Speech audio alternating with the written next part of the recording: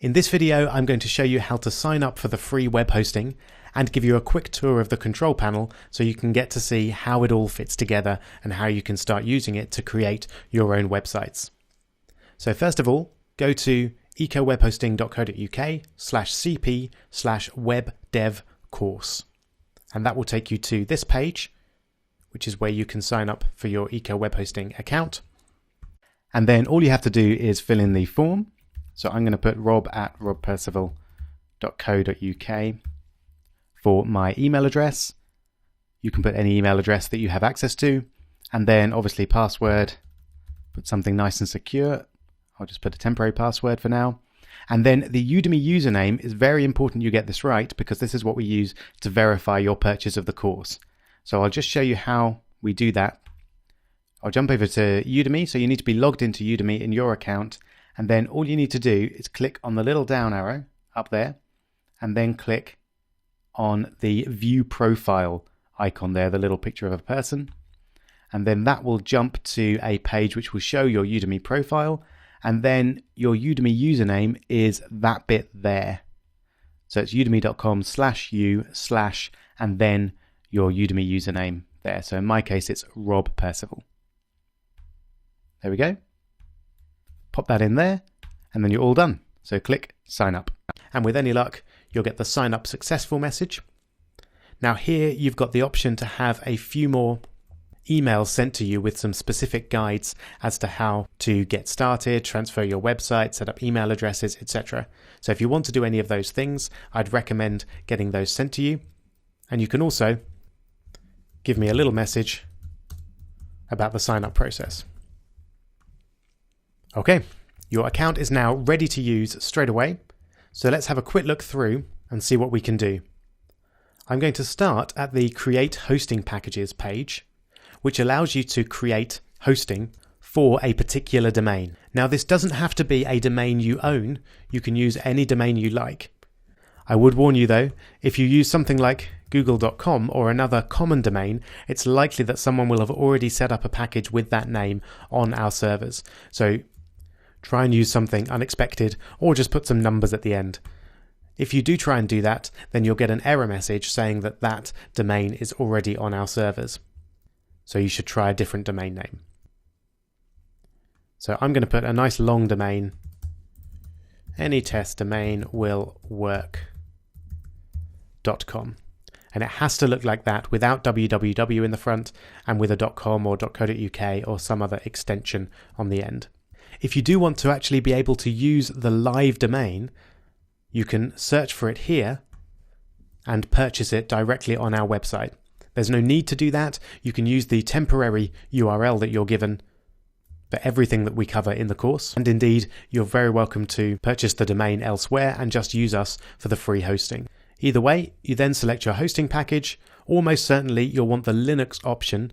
You only really want Windows if you want to use something like ASP. And if you're not sure what ASP is, you almost certainly don't need it. So choose the Linux option unless you know for sure that you want Windows.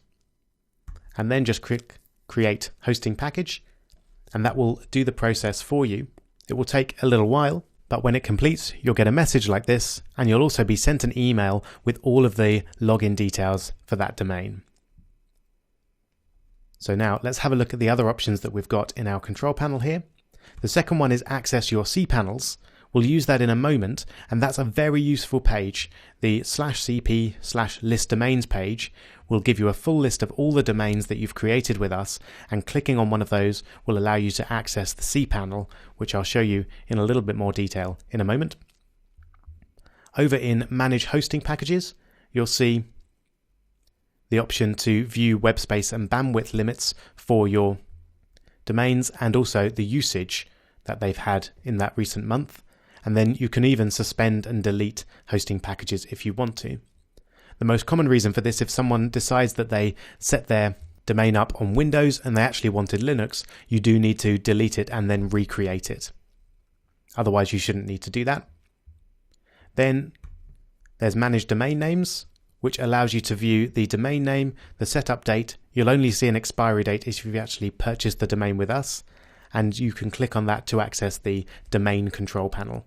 That allows you to change things like name servers and DNS, which will be covered later on in the course, but only if you've actually purchased the domain and pointed it to us. I'll just show you very quickly. Domain mappings is quite useful. You can have two websites pointing exactly to the same domain. So I might want to set up anytestdomain.willwork.co.uk, for example. And I might want to point that to anytestdomain.willwork.com and have them both use the same website. And then I can set up email addresses and everything through that one single control panel as well. So that's a really useful feature. Rename hosting packages is fairly straightforward. You can actually take a hosting package or domain that you've created and rename it to something completely different. You then have the option to resend welcome emails to yourself or maybe to one of your clients.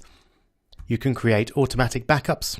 This is a special add-on that automatically backs up either 1, 3, or all of your websites every 24 hours, which is great if your website's been hacked or you've accidentally deleted a file.